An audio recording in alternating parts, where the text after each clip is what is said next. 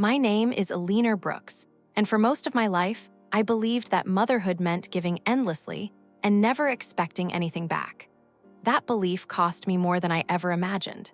I spent nearly 7 decades in Toledo, Ohio, in a modest house with peeling paint, a noisy porch swing, and rose bushes that survived every winter because I refused to give up on them. My husband, Frank, and I raised our only child, Melissa, there. We didn't have luxury, but we had consistency. We had warmth, stability, and a quiet kind of love that never asked for applause. Frank worked long shifts at an auto parts plant, coming home with grease on his hands and exhaustion in his eyes. I worked evening hours at the city library, returning books to their shelves and helping strangers find answers, while often ignoring my own needs. When Frank died suddenly, my life didn't collapse in noise or chaos. It hollowed out.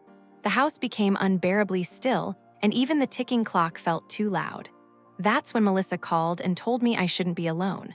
She said I should come stay with her family in Columbus, that I would be safer and happier there. I believed her.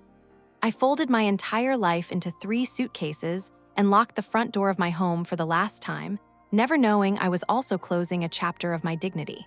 Melissa's house was bright, modern, and perfectly arranged. Everything had rules where items belonged, when noise was allowed, and which cups were meant only for company. I took the smallest bedroom without a word. I cooked meals no one thanked me for, watched my grandchildren after school, and cleaned quietly, carefully, trying not to take up space. I believed effort would earn acceptance. Instead, I began to disappear. Voices lowered when I entered rooms, sighs followed my questions, and I slowly became background noise in a home I was never meant to belong to. One night, I stopped in the hallway when I heard my name. Melissa whispered that they couldn't keep supporting me, that I didn't help financially, and that I felt like another burden. My hands shook so badly that tea spilled onto the floor. No one noticed. I cleaned it myself, swallowing the word burden as it settled painfully into my chest. The next morning, Melissa sat across from me and gently suggested that I find a place more appropriate, somewhere independent. Her soft tone somehow hurt more than anger ever could. What she never asked was how I survived after Frank died. She didn't know I sold our house because it was full of memories, or that Frank and I had quietly planned for the future for years. She also didn't know that the aging apartment building her husband lived in, poorly managed and drowning in debt, was about to be sold to someone unexpected. I moved into a small senior apartment, 1 bedroom, 1 window, and peace.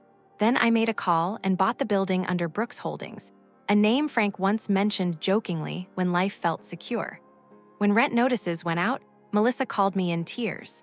Weeks later, she stood in my doorway, shocked to learn I was the owner. I told her she would pay rent like everyone else, and that I would not move back in. Today, I still live simply, and I still miss Frank every morning. But I stand taller now, knowing that love should never erase self-respect. And being gentle does not mean being powerless to. If this story touched your heart, please like, share, and subscribe.